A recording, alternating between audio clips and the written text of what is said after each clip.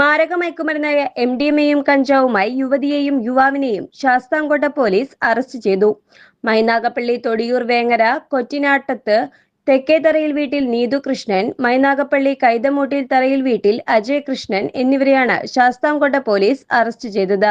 മൈനാഗപ്പള്ളി തൈക്കാവ് മുക്കിന് സമീപം വാടകയ്ക്ക് വീടെടുത്ത് താമസിക്കുകയായിരുന്നു യുവതിയായ നീതു കൃഷ്ണൻ. ഈ വീട് കേന്ദ്രീകരിച്ച് മയക്കുമരുന്ന് വിൽപ്പന നടത്തുന്നതായി ഉള്ള രഹസ്യ വിവരത്തിന്റെ അടിസ്ഥാനത്തിൽ ശാസ്താംകോട്ട പോലീസ് നടത്തിയ പരിശോധനയിലാണ് 94 ഗ്രാം MDMAയും 4.97 ഗ്രാം കഞ്ചാവുമായി ഇരുവരെയും പോലീസ് അറസ്റ്റ് ചെയ്യുന്നത്. പ്രതികളെ പോലീസ് വിശദമായി ചോദ്യം ചെയ്തു വരികയാണ്.